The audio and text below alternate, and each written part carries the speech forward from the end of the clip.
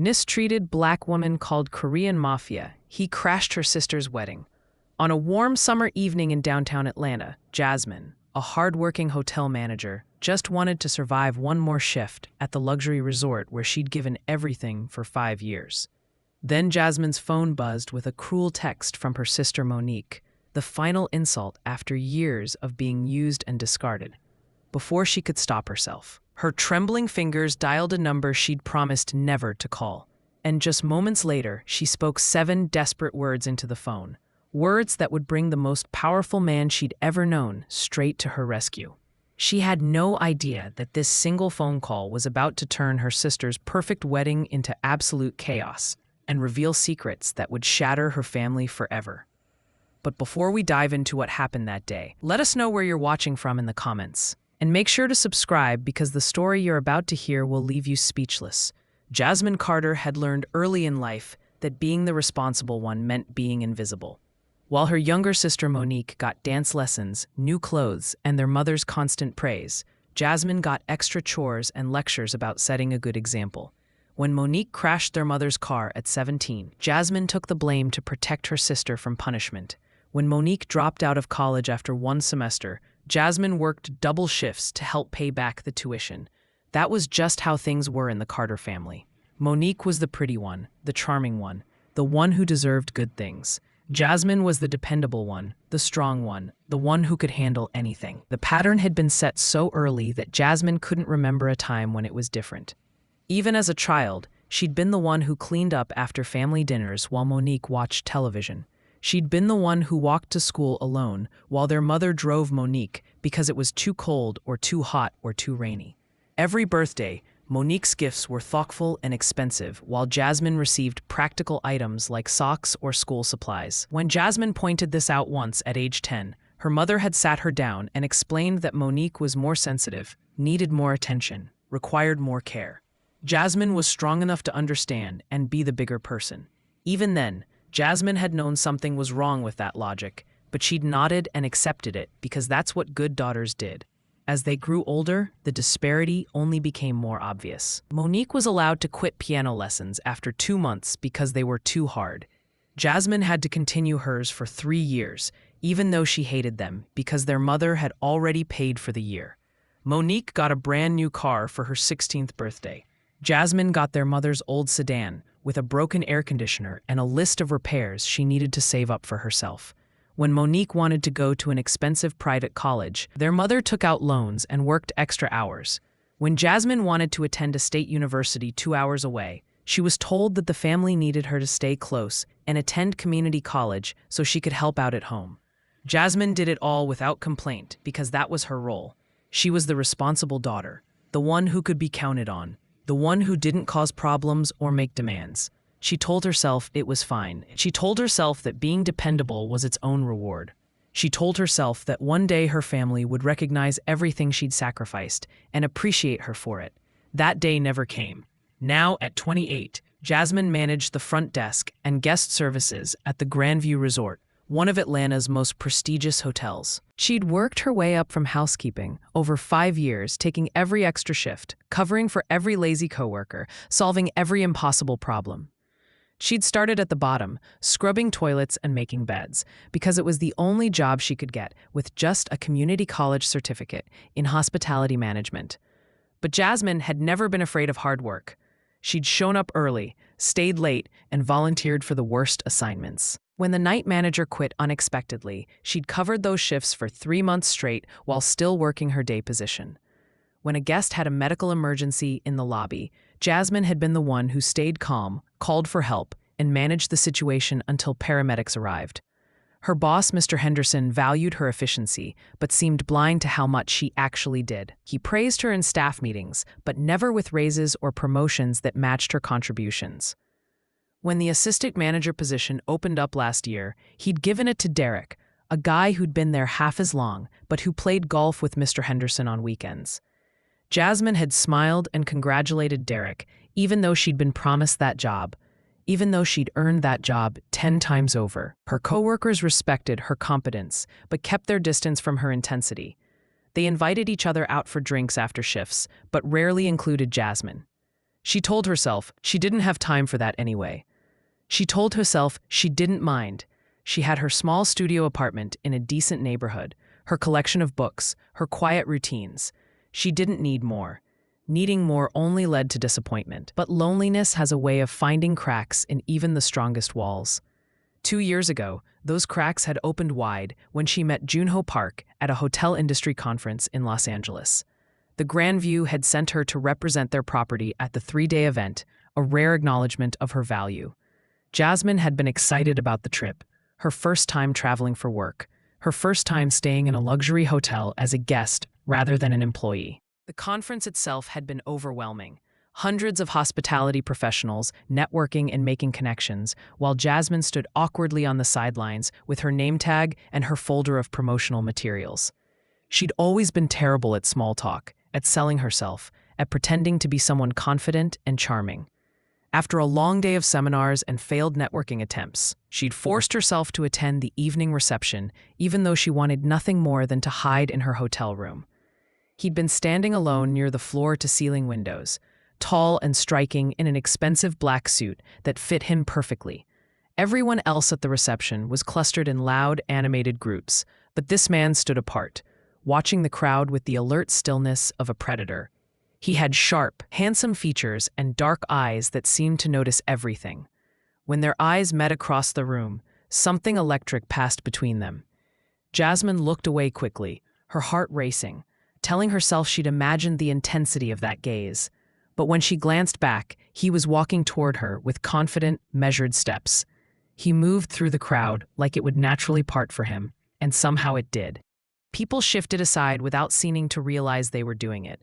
He stopped in front of her and smiled, a small, genuine smile that transformed his serious face. "You look as uncomfortable as I feel," he said in lightly accented English. "I'm Junho Park, and you are far too interesting to be standing here alone." They talked for 3 hours that night. He was intelligent, observant, and surprisingly funny in a dry way that caught her off guard. He asked questions about her work and actually listened to the answers. His dark eyes focused entirely on her as if nothing else in the world existed. He didn't interrupt or talk over her like most men did. He didn't check his phone or scan the room for someone more important. He gave her his complete attention, and it was intoxicating. Jasmine found herself telling him things she never shared with anyone. About her difficult relationship with her family, about feeling invisible at work despite her best efforts, about the loneliness that followed her everywhere like a shadow. He listened without judgment, nodding in understanding, occasionally asking a question that showed he was really hearing her.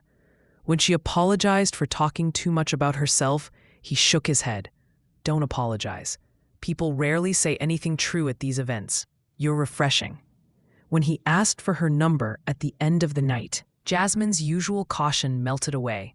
She gave it to him without hesitation, without the voice in her head warning her that men like him didn't date women like her. For once, she let herself have something she wanted, without questioning whether she deserved it. Their relationship developed slowly, carefully. Junho traveled constantly for business he never quite explained in detail. He would disappear for weeks, then call from Tokyo or Seoul or Singapore. His voice warm in her ear at odd hours.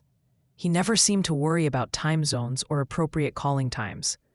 He would just call when he was thinking of her, sometimes at 2 a.m, and Jasmine would answer every time, grateful to hear his voice in the darkness of her lonely apartment. When he was in Atlanta, he took her to quiet restaurants where the staff treated him with unusual deference, places where the maitre d' would greet him by name and lead them to the best table without being asked, places where the chef would come out personally to ask if everything was satisfactory. Junho would order in Korean at the Korean restaurants, his voice taking on different tones and inflections in his native language. Jasmine loved watching him in those moments, seeing him relaxed and at ease in a way he never quite was otherwise. He bought her thoughtful gifts that showed he remembered everything she mentioned in passing. A first edition of her favorite novel, because she'd mentioned once that she loved to read. A silk scarf in exactly the shade of blue she'd admired in a shop window 3 weeks earlier. A reservation at a spa because she'd told him about a stressful week at work. He never made a big production of these gifts. he would simply present them casually, as if giving her things that made her happy was the most natural thing in the world. And he held her at night, like she was something precious, like she was something worth protecting. For the first time in her life, Jasmine felt valued. She felt chosen. She felt like maybe she deserved good things too. But Junho never talked about his family or his past. When she asked about his childhood in Seoul, he would deflect with a joke or change the subject. When she asked about his business, he would give vague answers about investments and imports. When she asked if she would ever meet his friends, he would kiss her forehead and say that she was separate from that part of his life, and that was better for both of them. She learned not to ask. She learned to accept what he was willing to give and not push for more. It was familiar territory for Jasmine, accepting less than she wanted because demanding more might mean losing everything. What Jasmine did learn, pieced together from hints and observations and things left unsaid, was that Junho wasn't just a businessman. He was connected to something larger and darker, something people called the Korean network or the Seoul Circle, with lowered voices and careful glances. She saw how men twice his age would bow slightly when greeting him at restaurants. She noticed the expensive cars with tinted windows that sometimes waited for him outside her apartment. She observed how waiters and valets and doormen would rush to serve him with a kind of fear mixed with their respect. Once, she'd seen him handle a situation at a bar where a drunk man was harassing the bartender. Junho had simply walked over, put his hand on the man's shoulder, and said something in a low voice that Jasmine couldn't hear. The drunk man had gone completely pale, apologized profusely, and left the bar so fast he forgot his jacket. The bartender had thanked Junho with shaking hands and wide eyes. When Jasmine asked what he'd said, Junho had smiled and told her not to worry about it. She understood that the power he carried wasn't from money alone. It was from fear and respect, earned in ways she probably didn't want to know about. It was from connections to people and organizations that operated outside the law. It was from a world she'd only seen in movies, a world of obligations and debts and consequences that didn't involve police or lawyers. The smart thing would have been to run. Any sensible person would have ended the relationship as soon as they realized what Junho was involved in. But Jasmine had never felt less lonely in her life. For the first time, someone made her feel like she mattered. Someone saw past the capable facade to the exhausted, lonely woman underneath. Someone chose her first, prioritized her needs, protected her happiness. How could she walk away from that? It lasted 8 wonderful, complicated months. Then Junho sat her down in her apartment one evening and told her gently, his voice full of regret, that he was being called back to Seoul permanently. Family obligations he couldn't refuse. A marriage that had been arranged since he was a child, waiting for him like a trap he'd always known would eventually spring. His father was ill. His family's business needed him. The woman he was supposed to marry had been patient long enough. He offered her money, which she refused with as much dignity as she could manage. He offered to set her up in a better job, to use his connections to get her a position at a top hotel in any city she wanted, which she also refused. He asked if she hated him. She told him honestly that she understood. Some duties couldn't be avoided. Some obligations were bigger than individual happiness. She knew all about responsibility and sacrifice. She'd been living that way her entire life. They said goodbye with dignity, though she cried after he left. He'd given her his private number and made her promise to call if she ever truly needed him, if she was ever in real trouble.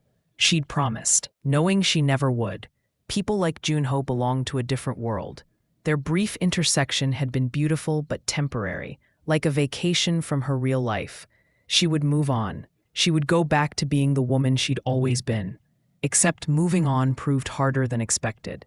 The loneliness that Junho had filled came rushing back twice as strong, like a tide that had been held back finally crashing over a broken dam.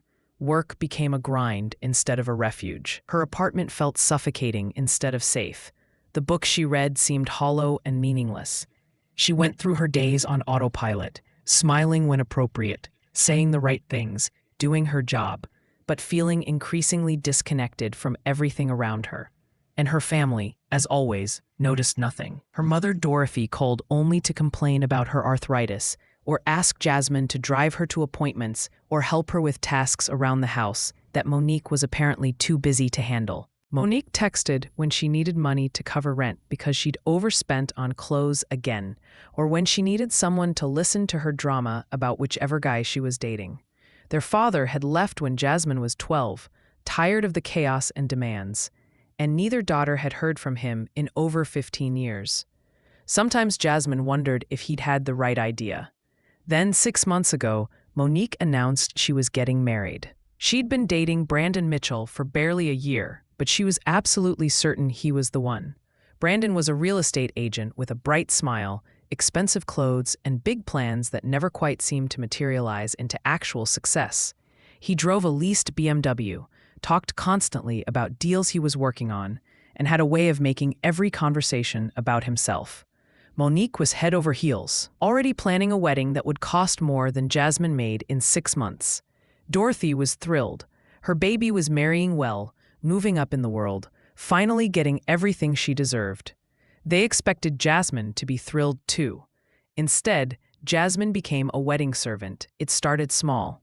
Monique needed someone to tour venues with her on weekends because Brandon was too busy with work and their mother's arthritis made walking difficult. Jasmine went to 12 different venues over 2 months, listening to Monique reject each one for increasingly ridiculous reasons. Too traditional, too modern, too big, too small, too expensive, except actually Monique didn't care about the cost because this was her special day and she deserved the best. Then their mother needed someone to meet with caterers because she didn't trust Monique to make good choices about food. Jasmine sat through 7 tasting appointments, taking notes on Monique's preferences and their mother's dietary restrictions and Brandon's mother's allergies. Then Brandon's mother decided she didn't like any of those caterers and wanted to start over with new options. Jasmine scheduled and attended 5 more tastings: the florist consultations, the cake selections, the photographer interviews, the DJ auditions. Every task that was tedious or difficult or time-consuming fell to Jasmine. When she suggested she couldn't afford the expensive bridesmaid dress Monique chose, a designer gown that cost $800 plus alterations, her mother sighed heavily and said she supposed Jasmine could borrow money from her savings or put it on a credit card. When Jasmine mentioned she'd requested the wedding weekend off work months ago and couldn't also take time off for the bachelorette party planning, Monique cried and said she should have known her own sister wouldn't care about the most important day of her life. Jasmine did it all anyway. She always did. She took out a personal loan for the bridesmaid dress and the bridal shower gift and the bachelorette party expenses and her share of all the group gifts that kept coming up. She used vacation days she'd been saving for years, days she'd planned to use for an actual vacation someday, a trip somewhere by herself where she could just breathe. She smiled through Monique's constant changes and demands and last-minute panics about details that didn't actually matter. She listened to her mother's endless commentary about how beautiful Monique would look, how lucky Brandon was, how perfect everything would be, how this was the happiest day of their lives. Nobody asked how Jasmine was doing. Nobody noticed the shadows under her eyes or how thin she'd gotten from stress and skipping meals because she couldn't afford groceries after paying for another wedding expense. Nobody thanked her for the hundreds of hours she'd spent making Monique's dream wedding possible. She was just doing what was expected, just being responsible, Jasmine, like always. The breaking point came 3 days before the wedding. Jasmine had just finished a brutally long shift at the hotel. A medical convention group had descended on the property, 500 doctors who all seemed to think the rules didn't apply to them. 2 guests had screamed at her about problems completely beyond her control. A pipe had burst on the 3rd floor, flooding 4 rooms and requiring Jasmine to personally relocate those guests and deal with their complaints. Her assistant had called in sick, leaving Jasmine to cover both positions. She'd been at work for 14 hours straight without a real break. She was exhausted down to her bones, that deep exhaustion that sleep alone couldn't fix. All she wanted was to go home, take a hot bath, maybe eat something if she had the energy, and sleep for 12 hours straight before she had to go back and do it all again tomorrow. Her phone rang as she walked to her car through the employee parking lot. Monique's name flashed on the screen. Jasmine considered not answering, but guilt and habit won out like they always did. She accepted the call. Finally, Monique snapped without greeting, without even a hello. "I've been trying to reach you for an hour. Where have you been?" "Working," Jasmine said tiredly, unlocking her car and dropping into the driver's seat. "What's wrong?" "The centerpieces are wrong. Everything is completely ruined. We need to go to the florist right now and fix this." Jasmine closed her eyes and rested her forehead against the steering wheel. "Monique, it's almost 9 at night. The florist is closed. And I'm not even sure what you mean. We confirmed all the centerpiece details last week together."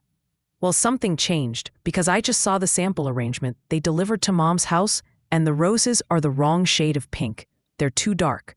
They'll clash with everything. They'll clash with the bridesmaid dresses and the table linens, and the whole color scheme will be off. You have to fix it right now." "I can call them first thing tomorrow morning," Jasmine offered, rubbing her temples where a migraine was forming. "I'm sure we can adjust the color or replace the roses with something that works better. It's not a big deal." "Not a big deal?" "Jasmine, the wedding is in 3 days. This needed to be handled today. Why do I have to manage every single detail myself? Why can't you just do one thing right?" The unfairness of that statement hit Jasmine like a physical blow. "You haven't managed anything yourself. I've been handling details for 6 months while you—" "Oh, here we go," Monique interrupted, her voice rising. "Poor Jasmine, doing so much, sacrificing so much, expecting everyone to be grateful. You know what? If helping your only sister get married is such a burden, maybe you shouldn't be in the wedding at all." Something cold settled in Jasmine's chest. "What? I'm serious. Brandon's cousin Tasha can step in as a bridesmaid. At least she'd be happy to help me instead of complaining all the time and making everything about her problems." "I haven't complained once," Jasmine said quietly, her voice shaking. "Not once in 6 months. Not about the money or the time or any of it. I've done everything you asked. Your attitude complains loud enough. Maybe this is why you're still single, Jasmine. Maybe this is why that guy left you. Maybe this is why nobody stays. You're exhausting to be around." The line went dead. Monique had hung up. Jasmine sat in her car, staring at the dark screen, trying to process what had just happened. Her sister had just uninvited her from the wedding. Her sister, for whom she'd spent thousands of dollars she didn't have and countless hours she'd never get back. Her sister, who she'd protected and supported and sacrificed for their entire lives, just dismissed her like she was nothing, like she was disposable. Her phone buzzed with a text message. She looked down and felt what little composure she had left crumble completely into dust. The message was from her mother. "Monique told me what happened. I'm very disappointed in you, Jasmine. After everything we've done to include you in this wedding, after all the opportunities we've given you to be part of this special time, this is how you act? Sometimes I think you're jealous of your sister's happiness. Sometimes I think you can't stand to see her succeed. Please apologize to her tomorrow so we can move past this drama. I raised you better than this." Jasmine's hands started shaking so hard she almost dropped her phone. Rage and hurt and exhaustion crashed over her in waves that threatened to drown her. Years of being used and blamed and taken for granted suddenly felt impossible to carry for one more second. She'd given everything to people who appreciated nothing. She'd made herself small and convenient and selfless, and they still found her lacking. Still found her disposable. Still blamed her when things went wrong. She'd been erased from her sister's wedding. She'd been labeled as jealous and difficult by her own mother. After everything, after all of it, this was what her family thought of her.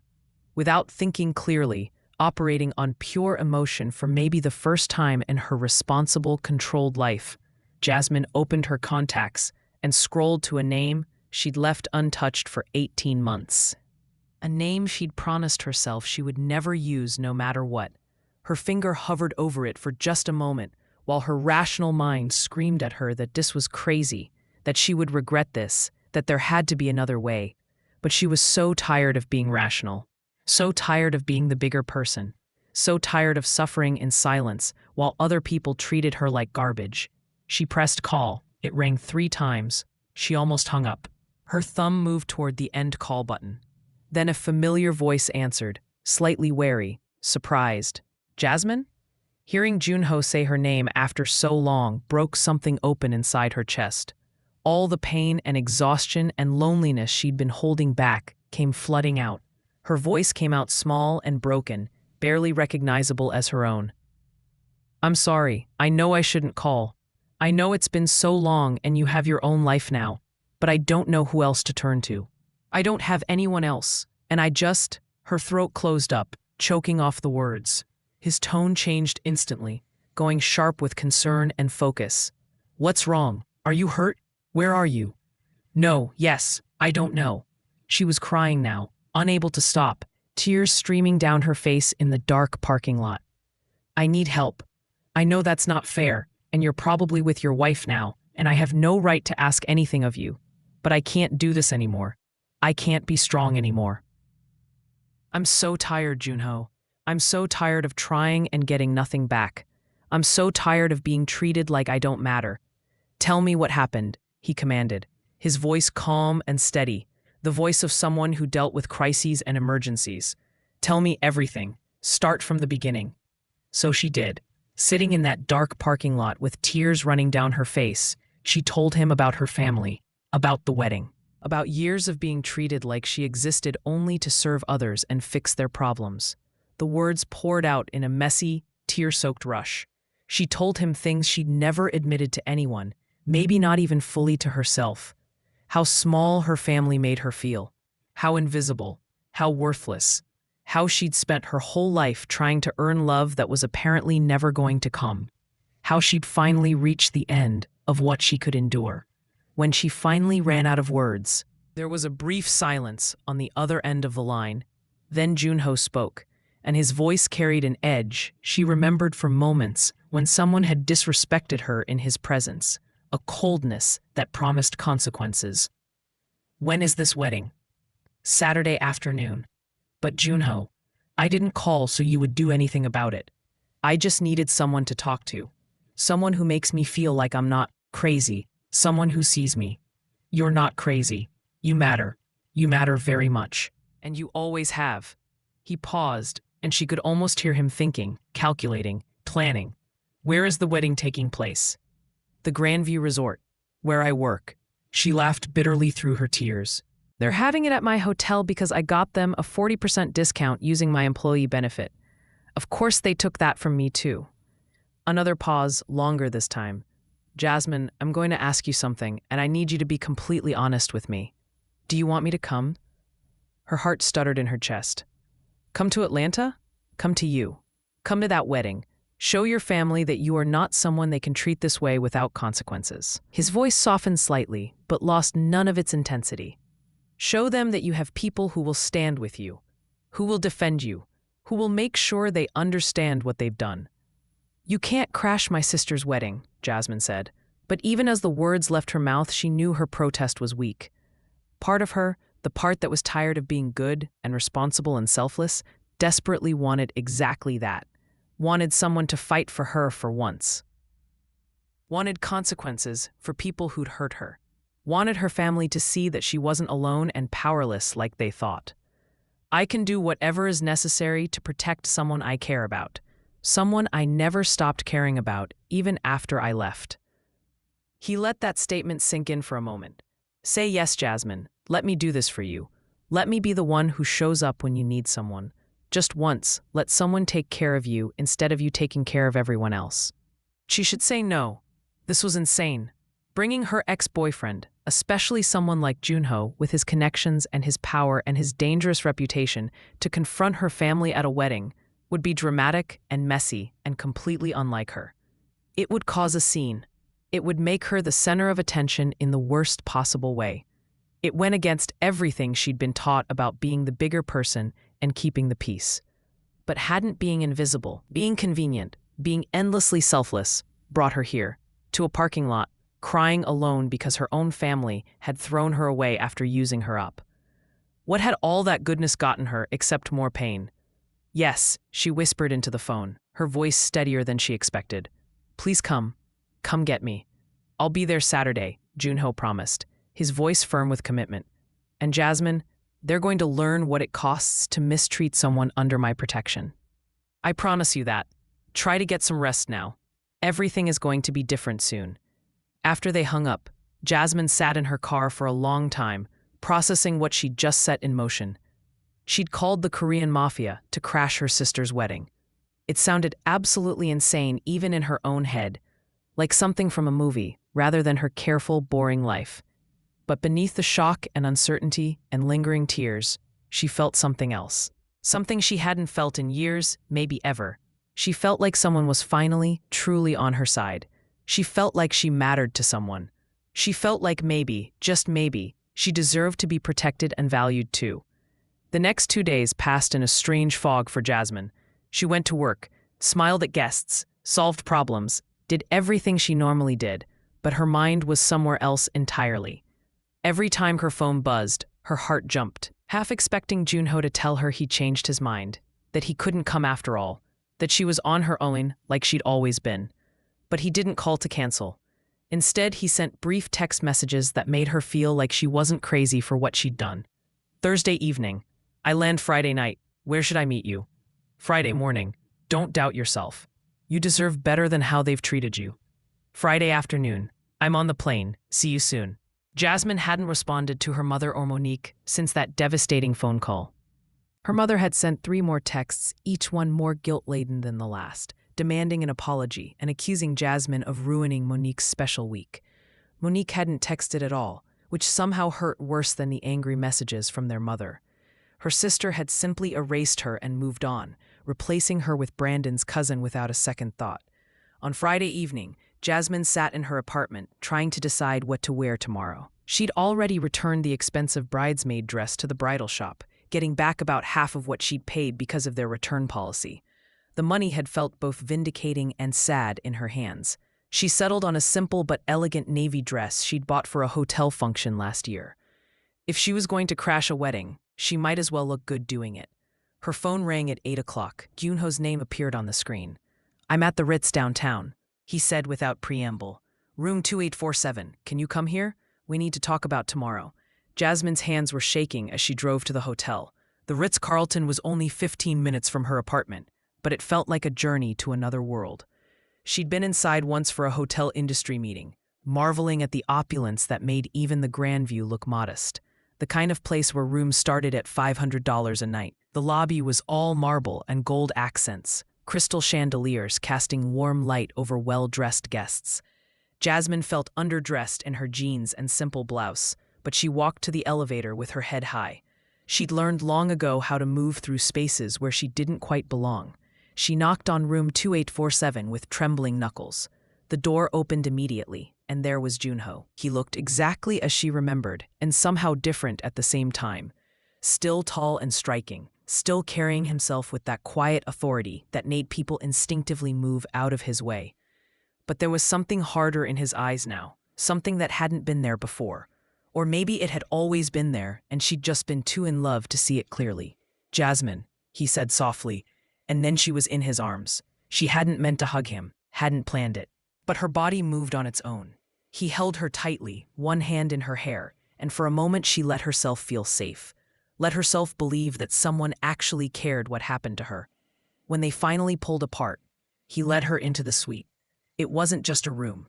It was a massive space with a living area, a dining table, floor-to-ceiling windows overlooking the Atlanta skyline. Junho gestured for her to sit on the leather sofa, while he took the chair across from her. "Tell me exactly what you want to happen tomorrow," he said, leaning forward with his elbows on his knees. "I need to understand what would make this right for you." Jasmine hadn't really thought that far ahead. She'd been so focused on her hurt and anger that she hadn't considered specifics. "I don't know. I just want them to see that they can't treat me like I'm nothing. I want them to realize they were wrong."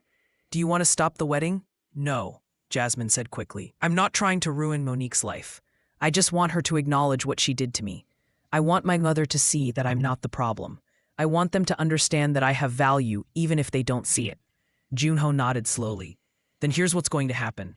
I'm going to attend this wedding as your guest. We're going to walk in together. We're going to make it very clear that you are not alone and you are not someone they can discard. And if your family tries to remove you or cause a scene, they'll have to deal with me. Does that work for you? They uninvited me from the wedding, Jasmine reminded him. They don't want me, though. I don't care what they want. You worked on this wedding for months. You paid for parts of it. You earned the right to be there. His voice was steel. And more importantly, you're going to hold your head high and show them that their opinion of you doesn't define your worth. Jasmine felt tears prickling her eyes again. What if this makes everything worse? What if they hate me even more after this? Junho reached across and took her hand. Then you'll know for certain what they are, and you can stop wasting your energy on people who don't deserve you. Sometimes the trash takes itself out, Jasmine. Sometimes you have to let it. They talked for another hour, working out the details.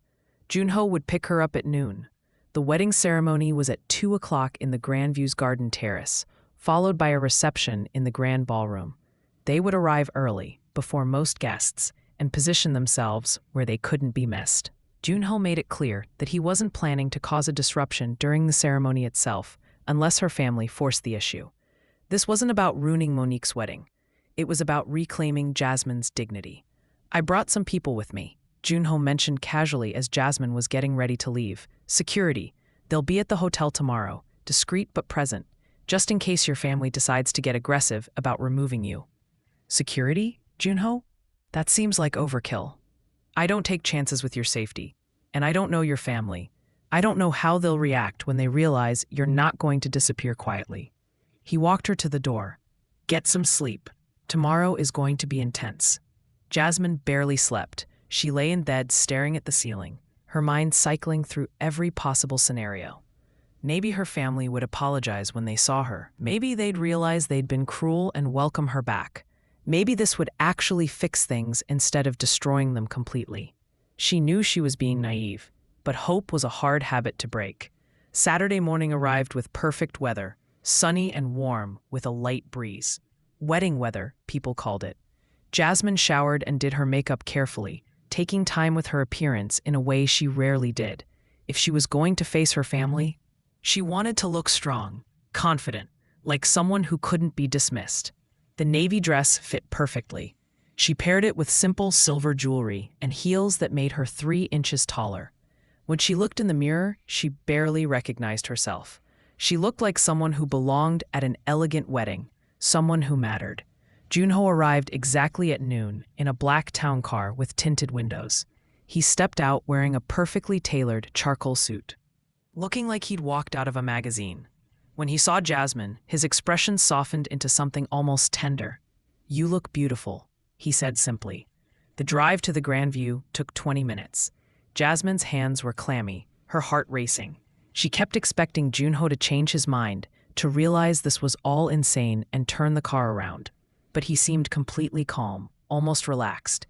This was just another day for him, another problem to handle. "Are you nervous?" she asked. "No. Should I be? You're about to crash my sister's wedding with members of the Korean Mafia as backup. That seems like something to be nervous about." He smiled slightly. "I've done much more stressful things than this.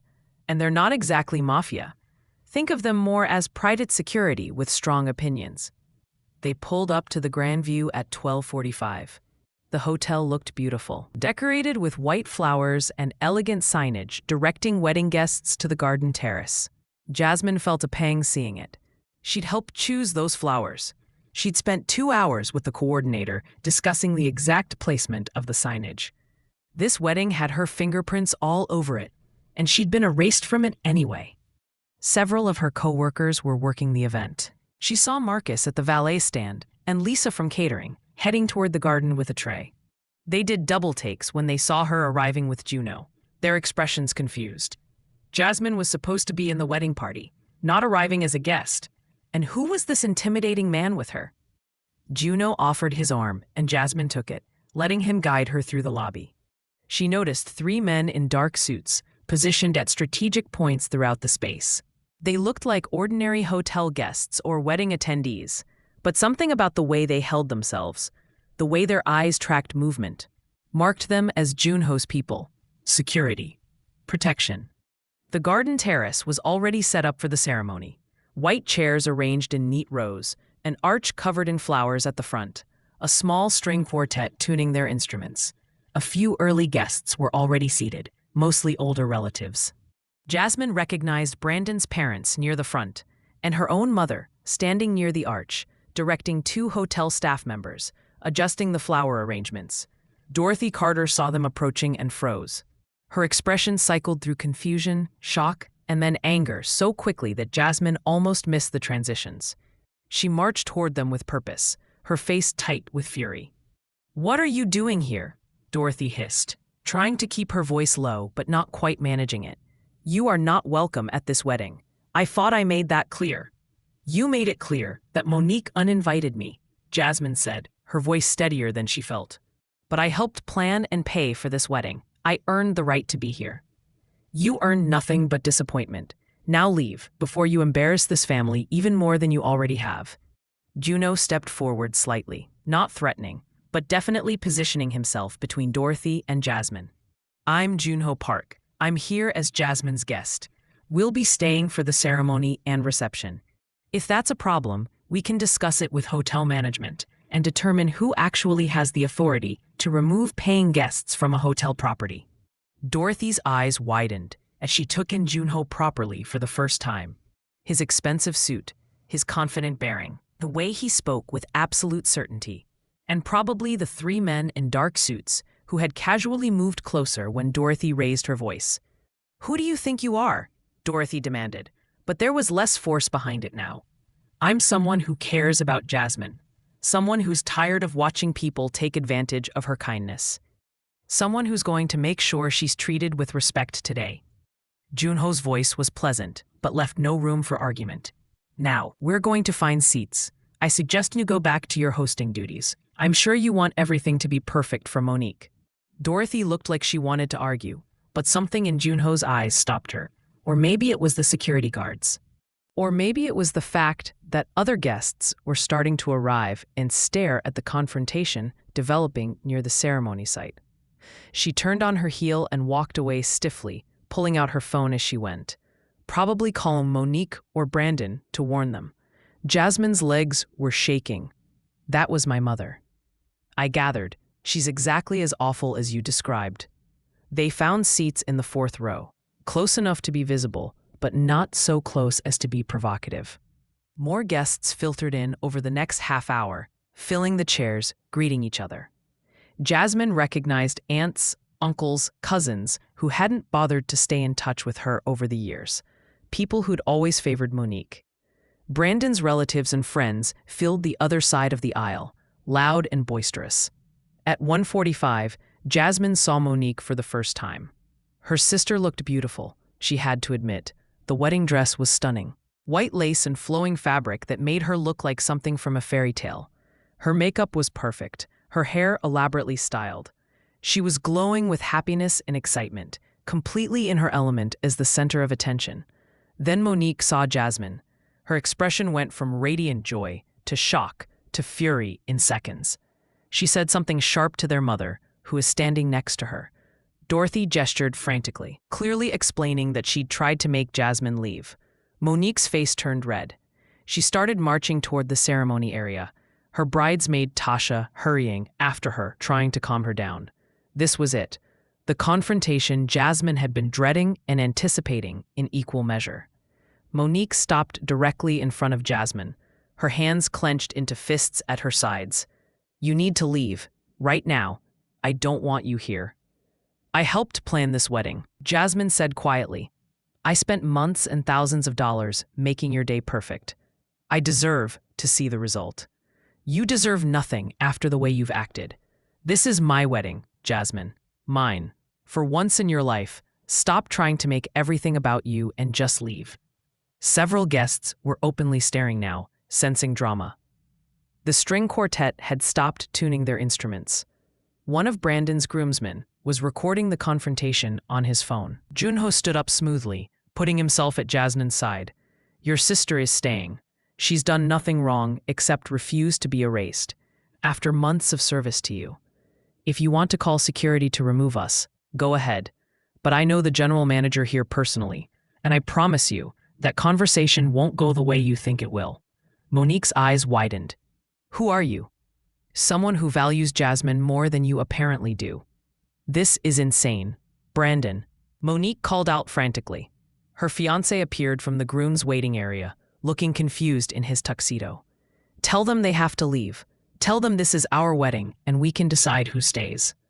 Brandon looked between Jasmine and Junho and the security personnel who had moved even closer. He was a man who prided himself on reading situations, and he clearly read this one correctly. Maybe we should just let them stay. It's fine. The more guests, the better, right? It's not fine. She doesn't belong here. Monique, their mother said sharply, joining the group. She kept her voice low but intense. The ceremony is supposed to start in 10 minutes. Guests are watching. Do you want your wedding to be remembered for a screaming match over your sister?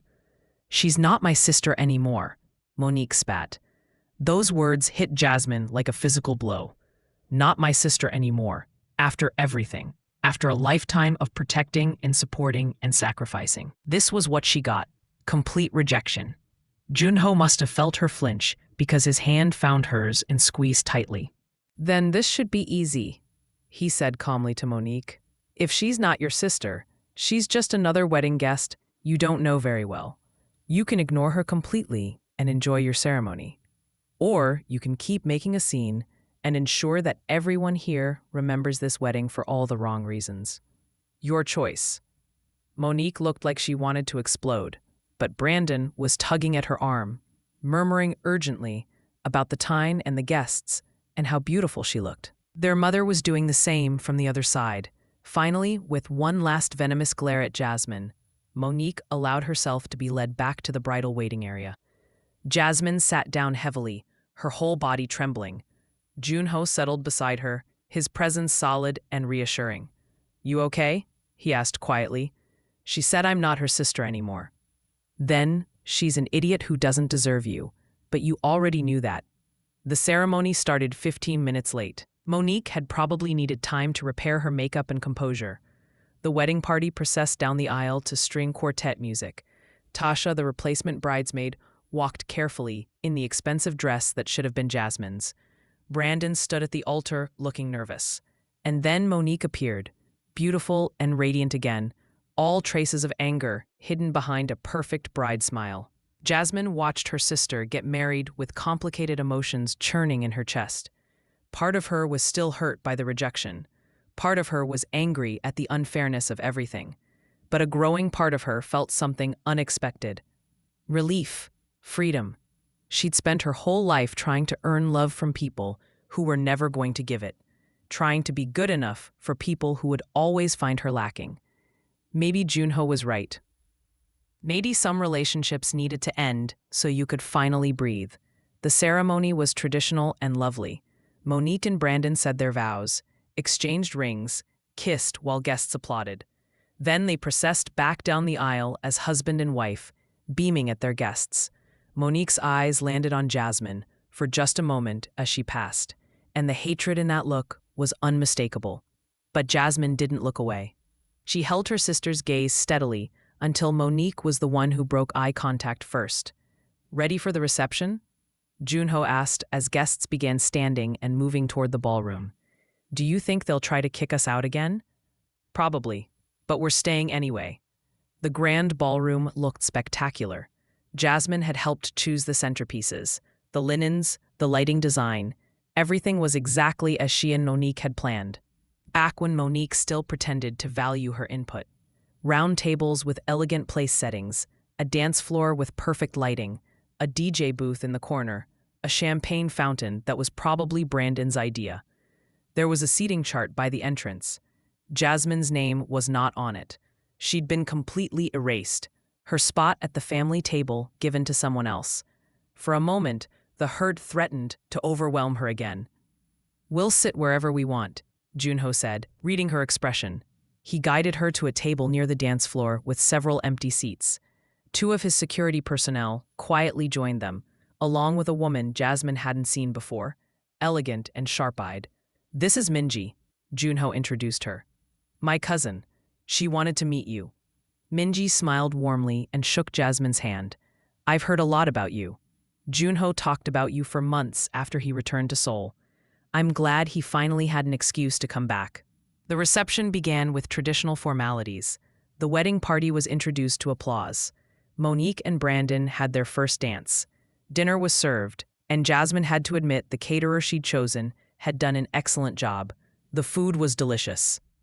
Throughout the meal, Jasmine caught various family members staring at her table.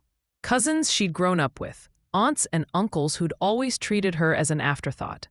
They were clearly confused about who these people were with Jasmine, these elegant, dangerous-looking people who carried themselves like they owned the room. After dinner, her uncle Robert approached the table. He was Dorothy's brother, a man who'd always been gruff but fair to Jasmine growing up. "Can I talk to you for a minute?" he asked her quietly. Jasmine excused herself and walked with him to a quieter corner of the ballroom. "What's going on?" Robert asked. "Your mother said you crashed the wedding after being uninvited. But that doesn't sound like you." For the first time, Jasmine explained her side. She told Robert about the months of work, the money she'd spent, the constant demands and last-minute changes. She told him about the phone call 3 days ago when Monique had uninvited her over a minor issue that wasn't even Jasmine's fault. She told him about her mother's text messages, blaming her for being jealous and difficult. Robert listened without interrupting. When she finished, he was quiet for a long moment. Then he sighed heavily.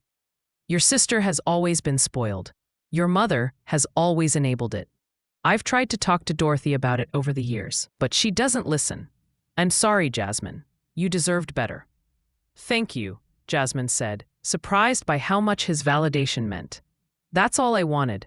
Just someone to acknowledge that I'm not crazy. You're not crazy. You're the sane one in an insane situation." Robert glanced back at her table, where Junho was watching them carefully. "That your boyfriend? It's complicated, but yes, sort of. He looks like someone I wouldn't want to cross." "Good. You need someone in your corner who isn't afraid to fight for you." Robert squeezed her shoulder gently. "I'm glad you came today. Even if your mother and sister don't appreciate you, I do. You're a good person, Jasmine." Back at the table, Junho raised an eyebrow in question. "Everything okay?" "Yeah, my uncle actually apologized to me. That was unexpected." "Good. At least someone in your family has sense." The evening continued. Toasts were made, celebrating Monique and Brandon's love. Cake was cut and served. The DJ started playing dance music and guests filled the dance floor. Junho asked Jasmine to dance, and she accepted, even though she wasn't much of a dancer. They swayed together to a slow song while her family watched with expressions ranging from confusion to anger. "Thank you for coming," Jasmine said quietly against Junho's shoulder. "I know this whole situation is bizarre. I'd do anything for you. I thought you knew that. Even leave your wife for me?" He pulled back slightly to look at her face. "I'm not married, Jasmine. I never went through with it." Her heart stopped. "What?" "I couldn't do it. I tried. I went back to Seoul fully intending to honor the arrangement. But I couldn't stop thinking about you. Couldn't stop comparing her to you. It wasn't fair to anyone involved, so I ended the engagement. My family wasn't happy, but they accepted it eventually." "You ended it? When?" "About a year ago. I almost called you 100 times, but I didn't know if you'd moved on, if you'd want to hear from me. So I stayed away and told myself it was better for you if I did." Jasmine felt tears prickling her eyes for entirely different reasons now. "You could have called. I never moved on. I've been alone since you left." "Then we've both been idiots." He smiled, that rare, genuine smile that transformed his face. "But we can fix that now, if you want to." Before Jasmine could respond, there was a commotion near the entrance to the ballroom. Raised voices, someone shouting. She turned to see what was happening and felt her stomach drop. Her mother was arguing with 2 police officers in uniform, and Monique was pointing directly at Jasmine, her face red with fury. "They crashed my wedding," Monique was shouting. "I want them removed immediately. They're trespassing." The officers looked uncomfortable, clearly not thrilled about being called to handle a family dispute at a wedding. One of them, a middle-aged black officer with kind eyes, approached Jasmine's table. "Ma'am, I'm Officer Williams. The bride is saying you weren't invited to this event and she'd like you to leave." Is that accurate? Jasmine stood up, her legs shaky but her voice steady. I was originally in the wedding party. I helped plan and pay for this wedding over several months. 3 days ago, my sister uninvited me over a disagreement about flowers, but I have proof of my involvement and my financial contributions. I'm also a guest at this hotel, not just a wedding attendee, so I'm not sure the bride can have me removed from hotel property. Officer Williams looked even more uncomfortable. This sounds like a family matter that doesn't really require police involvement. That's what I told them, his partner, a younger white officer, agreed. Ma'am, he addressed Monique, unless these people are actually causing a disturbance or threatening someone, we can't just remove them because you're having a disagreement. They're ruining my wedding, Monique shrieked. They're making everything about them when this is supposed to be my special day. Actually, Junho said, standing up and addressing the officers with perfect calm, we've been sitting quietly at our table for the past 2 hours.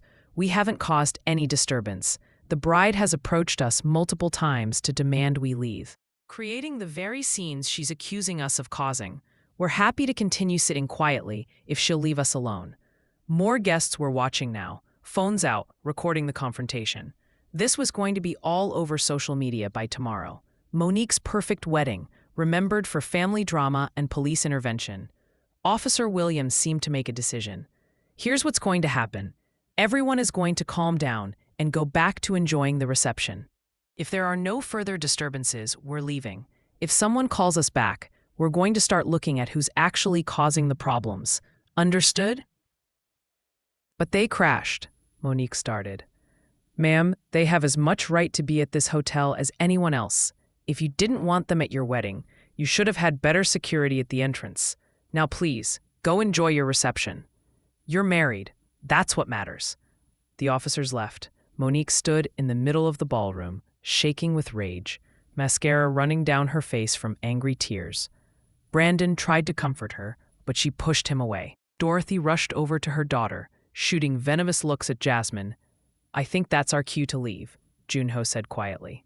You made your point. You stood your ground. Now let's go before this gets uglier. Jasmine nodded. They gathered their things and headed for the exit. As they passed the bridal table, Monique's voice rang out one last time. I hope you're happy, Jasmine. I hope ruining my wedding was worth it. Don't ever contact me again. You're dead to me. Jasmine stopped and turned back to face her sister. For years, she would have apologized, would have tried to smooth things over, to take the blame, to make peace. But something had shifted in her tonight. She'd found her backbone. I didn't ruin anything, Monique. I just stopped letting you erase me. There's a difference. Her voice was calm, dignified. I spent my whole life trying to earn your love and Mom's approval. I thought if I was good enough, selfless enough, helpful enough, you'd finally see my value, but you never will. So I'm done trying. I'm done making myself small so you can feel big. I'm done being your servant. You're being dramatic, Dorothy interjected. We never treated you like a servant. Yes, you did. For 28 years. And I let you because I didn't think I deserved better. But I do deserve better. I deserve people who appreciate me, who value me, who don't erase me the second I'm not useful anymore. Jasmine turned to leave, then stopped and looked back one more time. I hope you have a good marriage, Monique. I really do. But I won't be around to watch it. You said I'm not your sister anymore, and you're right. Starting today, you're not my sister either. Goodbye. She walked out of the ballroom with her head high, Junho at her side, his security team surrounding them discreetly. Behind her, she could hear Monique sobbing and their mother calling after her. But she didn't turn around. She was done looking back. In the parking lot under the warm evening sky, Junho pulled her into his arms. I'm proud of you. That took courage. I feel terrible, Jasmine admitted, tears finally flowing. I feel like a horrible person. You're not horrible. You're human. You reached your limit and set a boundary. That's healthy, not horrible. They're going to tell everyone I'm the villain, that I crashed my sister's wedding and ruined her special day. Let them. The people who matter will understand the truth, and the people who don't understand aren't worth worrying about. They stood there for a long moment, holding each other in the parking lot, while the reception continued without them. Finally, Junho pulled back and looked at her seriously. Come back to Seoul with me. Not forever if you don't want to. Just for a while. Get away from all of this. Let yourself breathe and figure out what you really want. No obligations. No pressure. Just space to heal. I have my job, my apartment, my life here. You have a job that undervalues you, and an apartment that's lonely, and a life built around people who don't appreciate you. Why not try something different? Jasmine thought about it. Going to Seoul with Junho was insane, running away from her problems instead of facing them, irresponsible and impulsive, and everything she'd never allowed herself to be. It sounded perfect. Okay, she said, let's go to Seoul. 3 months later, Jasmine stood in a coffee shop in the Gangnam district of Seoul, looking out at the busy street with a feeling of contentment she'd never experienced before. She'd quit her job at the Grandview with 2 weeks' notice, breaking her lease and putting her belongings in storage. Junho had welcomed her into his life in Korea with open arms, giving her space in his apartment and time to figure out what she wanted to do next. She'd taken a position at a luxury hotel in Seoul, using her experience and skills in a place where nobody knew her family history. Her coworkers respected her competence and actually thanked her when she helped them. Her boss had promoted her within 6 weeks, recognizing her value in ways Mr. Henderson never had.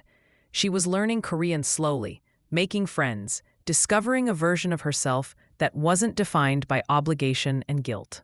She hadn't spoken to her mother or Monique since the wedding. Uncle Robert texted occasionally, keeping her updated on family news without pressure to reconcile. Apparently, Monique's marriage was already rocky. Brandon was struggling with work, and they were fighting about money. Dorothy was apparently devastated that Jasmine had abandoned the family, but she'd never actually apologized for anything she'd done. Jasmine felt sad about the broken relationships, but she didn't regret her choice. Some doors needed to close so others could open. Her relationship with Junho had deepened into something real and solid. Without the pressures of his family obligations or her family drama, they'd been able to build something honest. He'd asked her to marry him last week, a quiet proposal in his apartment with no ring yet, because he wanted her to choose her own. She'd said yes, without hesitation. She wasn't the same woman who'd cried in a parking lot and made a desperate phone call 3 months ago. That woman had been broken and exhausted, convinced she had no value unless she was serving others. This new version of Jasmine knew her worth, knew that setting boundaries wasn't selfish, knew that walking away from toxicity was sometimes the bravest thing you could do. Her phone buzzed with a text from Junho. "Dinner tonight? There's someone I want you to meet." "My father is finally ready," Jasmine smiled and typed back. "I'm ready too." She was ready for whatever came next, ready to build a life on her own terms, ready to be valued instead of used, ready to be happy. Sometimes the best thing you can do is call someone who will show up for you when you need them most, someone who will stand beside you when everyone else walks away, someone who reminds you that you deserve better. Sometimes the best thing you can do is show up for yourself and refuse to be erased anymore, no matter the cost.